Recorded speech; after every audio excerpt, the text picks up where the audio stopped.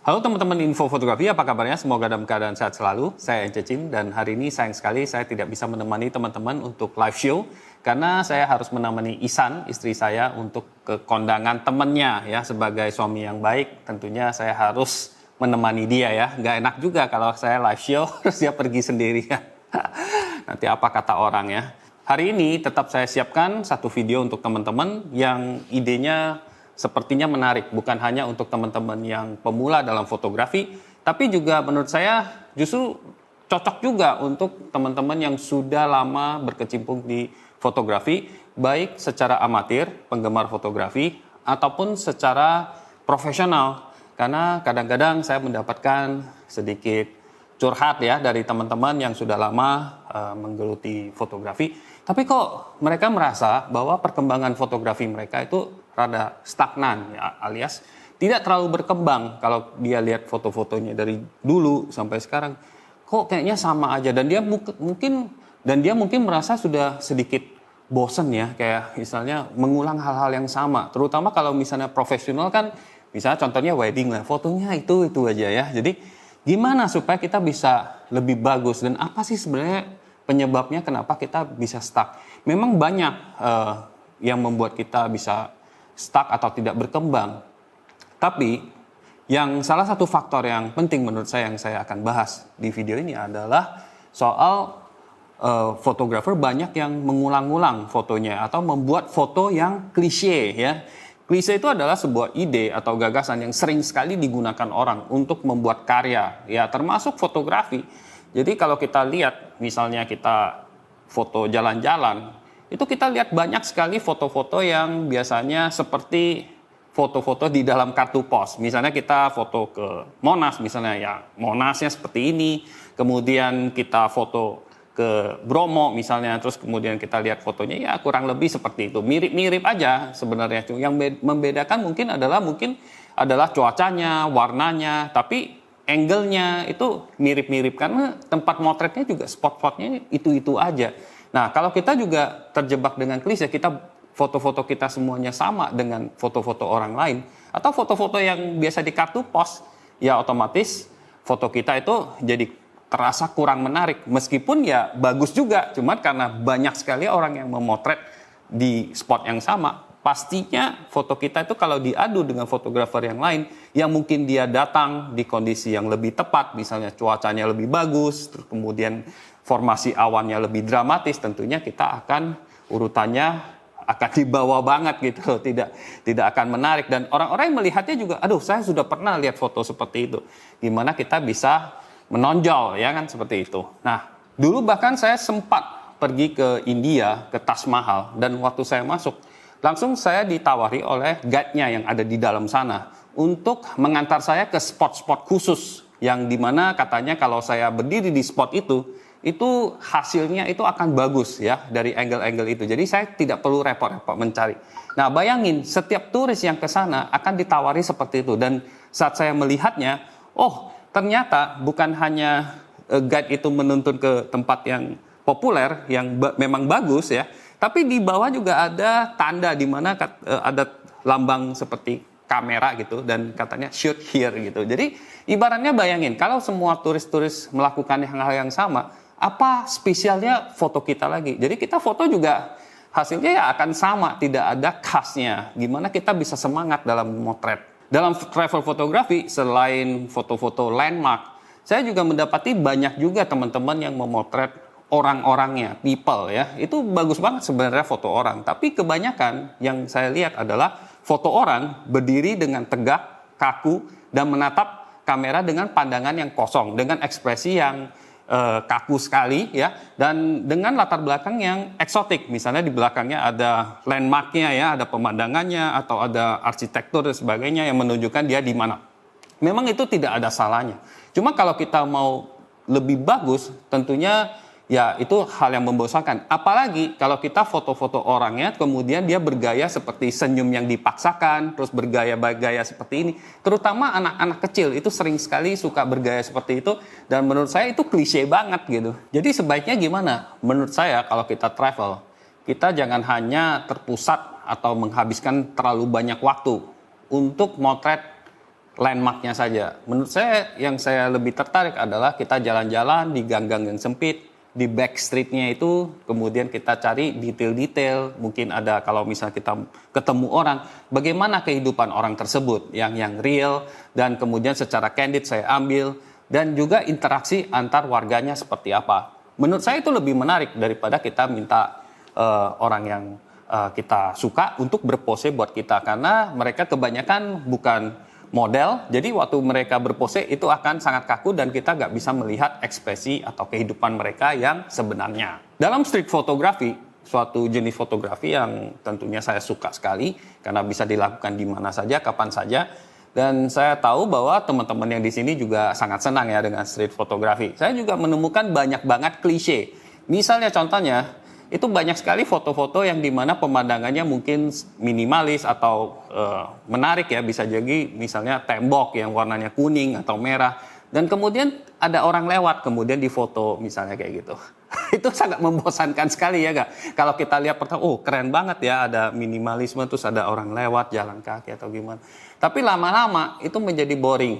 Dan juga banyak banget foto-foto yang ordinary people jalan-jalan segitu, terus kemudian komposisi dan momennya sebenarnya sudah tidak begitu pas, cuma kemudian dijadiin black and white. Setelah dibikin black and white high contrast, itu mungkin fotografernya akan merasa, oh ini bisa sedikit lebih menarik, bisa men-save ya, bisa menyelamatkan foto yang sebenarnya ya memang subjeknya kurang menarik atau momennya kurang menarik. Nah itu juga menjadi klise, jadi banyak foto-foto black and white high contrast tapi sebenarnya isinya itu kurang menarik ya kan. Ada juga yang saya sering ketemui adalah street photography yang memotret orang yang kesannya kaget gitu loh. Jadi orang itu melihat ke lensa dengan ekspresi yang kebingungan. Buat apa lu foto gua? Nah itu klise banget gitu loh. Jadi orang nggak siap di foto gitu loh. Jadi shock, apalagi ya kalau ada sinar ke wajahnya dia itu tambah shock lagi. Jadi itu banyak yang klise-klise yang sepertinya terlalu overuse dalam street photography menurut saya. Oleh sebab itu menurut saya waktu street photography sebenarnya kita tidak perlu mengikuti klise yang ada. Meskipun ya itu buat sebagian orang mungkin menarik. Menurut saya lebih baik kita coba mainkan moodnya. Jadi orang yang melihat foto yang kita sodorkan atau kita potret, orang akan merasa, oh saya bisa merasakan moodnya. Moodnya itu seperti di Eropa tahun sekian misalnya. Atau menimbulkan efek yang lain gitu loh, menimbulkan rasa misalnya serem atau misalnya dingin, panas dan sebagainya. Jadi itu menurut saya mungkin lebih menarik daripada kita terlalu terpaku dengan grafis saja. Untuk foto potret ya, potret model, saya juga merasakan banyak sekali klise ya. Klisenya apa? Ya gunakan lensa yang bukan yang besar sekali, misalnya f1,2, f1,4, bahkan banyak yang suka dengan bukaan yang luar biasa besar seperti f0,95. Entah kenapa kalau misalnya saya review lensa-lensa bukaan yang besar itu penontonnya lumayan. Tapi kalau misalnya saya bahas atau review lensa yang bukaannya tidak terlalu besar, meskipun menurut saya cukup besar, misalnya f2,8 itu ya nggak terlalu banyak yang ini. Jadi anggapannya mungkin pokoknya lensa fix terutama itu harus bukaan besar, harus blur semua latar belakangnya dan bokehnya harus sangat mulus dengan bola-bola gitu. Jadi itu juga merupakan suatu yang klise banget gitu. Nah, apalagi modelnya ya senyum-senyum gitu ya, kayak girlfriend look gitu. Memang menyenangkan sekali kalau kita melihat. Saya juga senang melihat ada misalnya model cewek yang muda gitu, terus menarik, atraktif, terus senyum-senyum gitu. Tapi kalau misalnya fotonya banyak, semua orang foto seperti itu, wah itu jadinya apa ya? Jadi kesannya tuh membosankan. Kita lihat di Instagram semuanya kayak gitu juga membosankan. Jadi kalau kita mau menonjol, kita mau lebih baik daripada sekarang, tidak merasa stuck di tempat yang sama, ya kita harus mencoba ya mungkin komposisi yang berbeda, mungkin ekspresi model yang kita minta berbeda, bukan hanya senyum-senyum atau bukan hanya tampang jutek saja, cuma mungkin lebih aktif atau apa. Kita bisa mungkin bikin foto yang lebih menarik ya. Nah, kalau saya sendiri salah satu yang saya suka adalah bermain dengan lighting. Kita juga harus belajar dengan lighting. Nah, kebanyakan fotografer kalau ditanya misalnya suka foto potret model misalnya, itu kebanyakan bilang saya sukanya available light. pas ditanya apakah pernah main lighting seperti flash atau yang lain, biasanya jawabannya ya tidak suka karena pertama katanya available light itu lebih bagus. Saya setuju, cahaya matahari itu memang sangat bagus dan susah untuk dilawan misalnya karena sangat kelihatannya sangat natural kalau ada model atau ada orang yang disinari oleh sinar matahari. Tapi cahaya matahari itu sangat random sekali. Kalau kita lihat pagi, siang, sore, malam itu berbeda-beda. Terus cuacanya juga berbeda. Waktu matahari cuacanya cerah itu kuat sekali, warnanya juga mungkin sangat menonjol ya, saturated. Tapi kalau misalnya lagi mendung itu beda lagi. Jadi susah untuk dikontrol sebenarnya. Jadi kalau misalnya kita belajarin lampu artifisial kita bisa manfaatkan, itu suatu keuntungan dan di mana kita bisa foto bukan hanya di studio, di luar dengan menggunakan flash, misalnya menggunakan LED, kita bisa mainkan untuk mendapatkan efek-efek yang berbeda. Nah, banyak orang takut ribet, ya fotografer takut ribet sehingga stuck di available light saja. Menurut saya, kalau misalnya kalian ingin move beyond the basic, ya itu harus dipelajari juga, harus dicoba juga. Seperti ya belakangan ini saya coba dengan menggunakan lighting ya, dengan menggunakan lighting khusus, di mana kita bisa pasang gobo proyektor gitu, dan itu akan menimbulkan shadow ya, shadow yang lumayan jelas, bukan hanya di background, tapi juga di modelnya juga kena jadi hitam-hitam. Nah, kalau misalnya orang-orang awam melihatnya itu bakal banyak yang merasa kok aneh. Kenapa mukanya itu ada bayangannya hitam-hitam jelek banget? Orang awam jelas pengen semuanya bersih, lembut, terang, mulus, tidak ada shadow. Tapi menurut saya ya kita dengan eksperimen itu menurut saya lebih menarik ya, lebih berbeda, tidak terlalu klise, meskipun banyak juga yang menggunakan teknik itu ya. Tapi setidaknya tidak melulu sama-sama terus ya.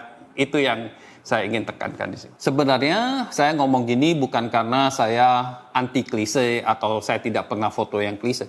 Sebenarnya malah saya sering foto-foto yang klise juga ya. Ya meskipun bukan hanya foto yang klise yang saya foto. Misalnya waktu jalan-jalan tentunya saya ingin juga ya foto pemandangan yang bagus. Terutama kalau saya baru pertama kali pergi ya, saya belum pernah foto pemandangan tersebut, ya itu oke saya juga foto.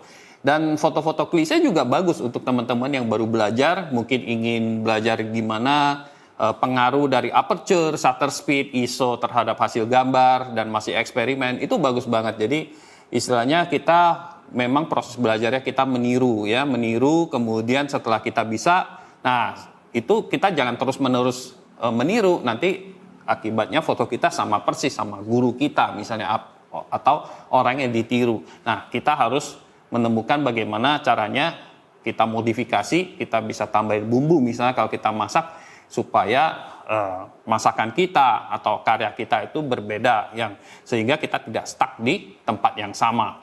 Ya, dan untuk teman-teman yang profesional pun kadang-kadang kalau ingin main aman, itu justru foto-foto klise lah yang menjual. Ya, misalnya sekarang ada gaya-gaya apa? Gaya Korea, kayak editing apa gitu. Kalau kita ikutin, kalau trennya ke Korea, kita masih gaya-gaya yang zaman jadul gitu, ya otomatis mungkin akan sulit ya untuk bisa bersaing ya atau ikut tren. Jadi ikut tren itu penting bagi teman-teman yang mungkin ingin play safe. Tapi saran saya jelas juga kalau misalnya kita ikut tren, kita harus memiliki ciri-ciri tertentu yang harus kita pikirin ya. Tidak selalu harus sama persis dengan fotografer yang lain atau yang klise. Untuk bisa lepas dari membuat foto-foto yang klise, menurut saya itu sulit. Karena kalau kita bikin sesuatu yang berbeda, ya kita kasih racikan yang berbeda, otomatis belum tentu kita bisa diterima oleh orang lain. Mungkin teman-teman yang lain akan merasa heran, kenapa si Ence itu fotonya kayak gini, kayaknya lain banget dan mungkin kurang bagus bagi mereka.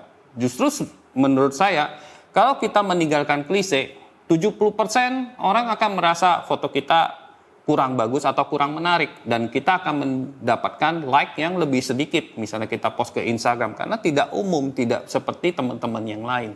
Nah itu wajar. Nah kalau teman-teman berani ke arah situ maka teman-teman akan merasa lebih sepi karena kalian beda sendiri. setiap yang beda sendiri, mungkin kalian akan merasa terisolasi, mungkin akan sedikit stres, mungkin bisa jadi depresi. Makanya banyak seniman-seniman yang ya istilahnya terganggu mentalnya karena itu. Tapi sebenarnya nggak usah khawatir. Jadi teman-teman, menurut saya worth it untuk teman-teman untuk explore ya sesuatu yang tidak klise. Meskipun kita sering mendapatkan tantangan-tantangan ya saat kita mencoba untuk keluar dari foto-foto klise. Tapi pada akhirnya kita akan senang kalau kita bisa bertahan ya, karena fotografi ini adalah suatu cara kita untuk mengekspresikan diri kita, mengekspresikan jiwa seni kita. Dan orang-orang yang bisa bertahan lama di fotografi, bisa bertahan puluhan tahun, itu biasanya mereka sangat menyukai proses. Proses untuk membuat karya-karya yang unik, yang berbeda, yang memiliki ciri khas, yang bisa mengekspresikan jiwa dia, dan sehingga orang-orang pemirsanya juga saat melihat foto itu bisa mengenali, oh ini karyanya siapa, ini adalah tipikal fotonya siapa. Nah, saat kita mencapai itu, nah itu yang pencapaian menurut saya yang tertinggi sebagai seniman di dalam fotografi. Kalau kita selalu punya alasan untuk memotret, kita pikirkan dulu sebelum kita motret. Nah, kita akan mendapatkan foto yang setidaknya tidak terlalu klise. Tapi kalau misalnya kita tidak pernah mikirin, kita cuma mengandalkan mungkin naluri kita untuk memotret, tentunya ya banyak foto-foto kita yang akhirnya itu kembali ke klise, sesuatu yang sama. Karena kayak autopilot, karena kita sering melihat foto-foto klise tersebut, saat kita di kondisi yang tersebut, yang kondisi yang sama dengan orang yang memotret, itu kita otomatis akan memotret hal yang sama. Nah, tapi kalau kita pikirin dan kita menyadari, oh ini klise nih, ya udah kita foto satu aja, tapi kita coba explore dari hal yang berbeda. Nah, itu baru kita mulai move beyond fotografi. Ya, maksud saya beyond yang stuck itu, beyond foto klise. Nah, harapan saya adalah bagi teman-teman, cobalah terus. Jangan mengulangi hal-hal yang sama, yang akhirnya membuat kalian menjadi bosan, ya. Dan kalian sulit berkembang, dan akhirnya banyak sekali yang, aduh, udah deh, saya tidak berkenan dengan fotografi, mungkin saya tidak memiliki bakat dan sebagainya. Itu sebenarnya adalah, ya istilahnya omong kosong belaka sebenarnya. Jadi, yang penting adalah kalian terus-menerus mencoba untuk mencari jati diri kalian, sukanya apa, mengekspresikan fotografi karya kalian dengan cara kalian sendiri. Yang berbeda, ya jangan sama semuanya dengan orang-orang lain atau komunitas. Ya, kurang lebih seperti itu. Oke teman-teman, thank you banget sudah menyimak video kali ini. Mudah-mudahan membantu teman-teman. Thank you, dan mohon maaf sekali lagi saya tidak bisa menemani kalian karena harus menghadiri kondangan. Nah, kita akan ketemu lagi Sabtu depan. Teman-teman yang punya komentar, yang punya pertanyaan, silakan tuliskan di bagian komentar di bawah. Thank you kepada teman-teman yang sudah menjadi member. Dan kalau ingin berkontribusi, silakan lihat di deskripsi. Teman-teman bisa jadi member atau berkontribusi langsung melalui Sosiabas atau Karya Kasar. Thank you banget, dan sampai jumpa lagi di minggu depan. Bye-bye.